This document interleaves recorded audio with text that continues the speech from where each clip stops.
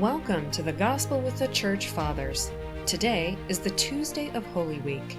Thank you for watching, and please share this episode with your family, friends, and on social media. Thank you. Today's Gospel is from St. John chapter 13, verses 21 through 33 and 36 through 38, and the commentaries are from St. John Chrysostom, St. Augustine, St. Bede, and Origen. The Gospel. When Jesus had thus said, he was troubled in spirit, and testified, and said, Verily, verily, I say unto you, that one of you shall betray me. Then the disciples looked one on another, doubting of whom he spake. Now there was leaning on Jesus' bosom one of his disciples, whom Jesus loved. Simon Peter therefore beckoned to him, that he should ask who it should be of whom he spake.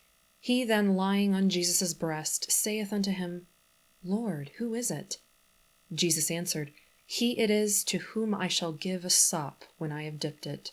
And when he had dipped the sop, he gave it to Judas Iscariot, the son of Simon. And after the sop, Satan entered into him. Then said Jesus unto him, That thou doest, do quickly. Now no man at the table knew for what intent he spake this unto him. For some of them thought, because Judas had the bag, that Jesus had said unto him, Buy those things that we have need of against the feast, or that he should give something to the poor. He then, having received the sop, went immediately out, and it was night. Therefore, when he was gone out, Jesus said, Now is the Son of Man glorified, and God is glorified in him. If God be glorified in him, God shall also glorify him in himself, and shall straightway glorify him. Little children, yet a little while I am with you. Ye shall seek me. And I said unto the Jews, Whither I go, ye cannot come. So now I say to you, Simon Peter said unto him, Lord, whither goest thou? Jesus answered him, Whither I go, thou canst not follow me now, but thou shalt follow me afterwards. Peter said unto him, Lord, why cannot I follow thee now? I will lay down my life for thy sake. Jesus answered him, Wilt thou lay down thy life? Wilt thou lay down thy life for my sake? Verily, verily, I say unto thee, the cock shall not crow till thou hast denied me thrice. The commentaries. St. John Chrysostom. Our Lord, after his twofold promise of assistance to the apostles in their future labors, remembers that the traitor is cut off from both, and is troubled at the thought. When Jesus had thus said, he was troubled in spirit, and testified, and said, Verily, verily, I say unto you, that one of you shall betray me. St. Augustine. This did not come into his mind then for the first time, but he was now about to make the traitor known, and single him out from the rest, and therefore he was troubled in spirit.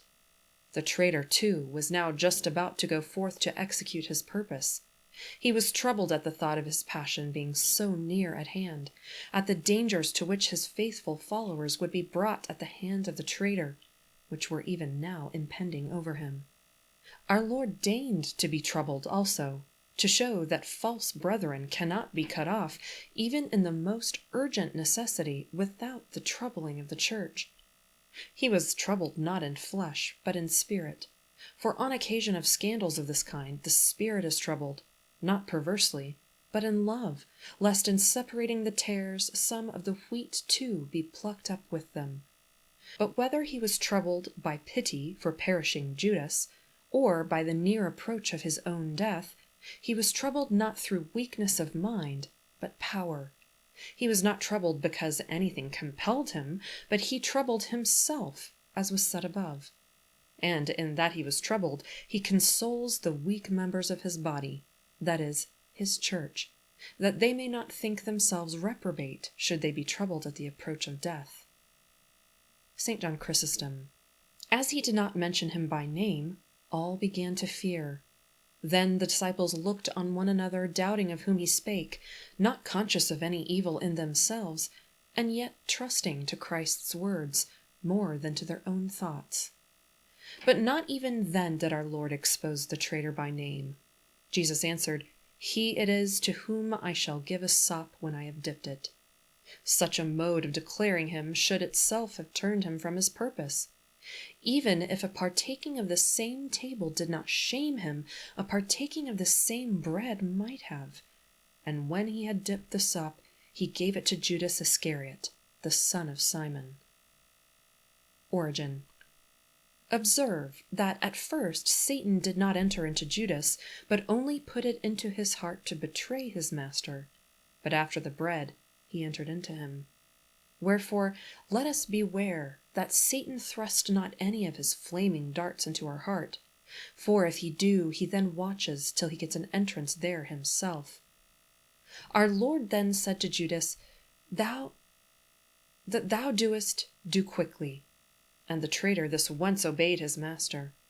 For having received the sop, he started immediately on his work. He then, having received the sop, went immediately out.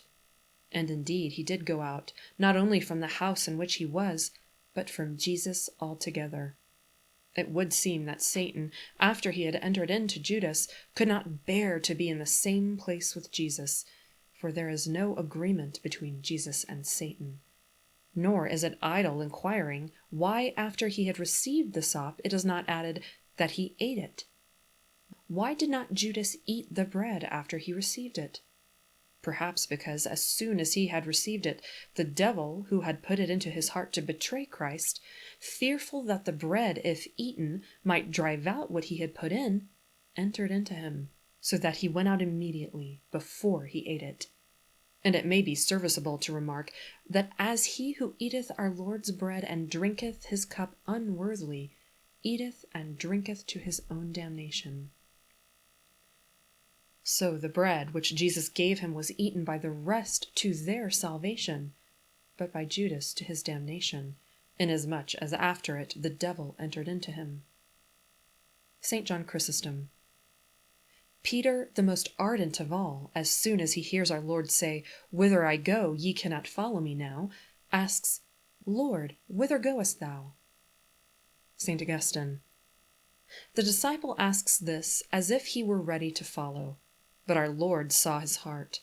Jesus answered him, Whither I go, thou canst not follow me now. He checks his forwardness, but does not destroy his hope. Nay, confirms it. But thou shalt follow me afterwards. Why hastenest thou, Peter? The rock has not yet established thee with his Spirit. Be not lifted up with presumptions, thou canst not now. But be not cast down with despair, thou shalt follow me afterwards. St. John Chrysostom. Peter, on receiving this answer, does not check his desire, but hastily conceives favorable hopes from it, and having got rid of the fear of betraying our Lord, feels secure, and becomes himself the interrogator, while the rest are silent. Peter said unto him, Lord, why cannot I follow thee now? I will lay down my life for thy sake. What sayest thou, Peter? He hath said, Thou canst not, and thou sayest, Thou canst. Wherefore thou shalt know by experience that thy love is nothing unless thou art enabled from above. Jesus answered him, Will thou lay down thy life for my sake? St. Augustine. Wilt thou do that for me which I have not done yet for thee? Canst thou go before who canst not come after? Why presumest thou so? Hear what thou art. Verily, verily, I say unto thee, the cock shall not crow till thou hast denied me thrice. Thou who promisest me thy death shall thrice deny thy life. Peter knew his great desire. His strength he knew not. He boasted of his will while he was yet weak. But the physician saw his weakness. St. Bede. Nevertheless, should anyone fall, let the example of Peter save him from despair, and teach him that he can without delay obtain pardon from God.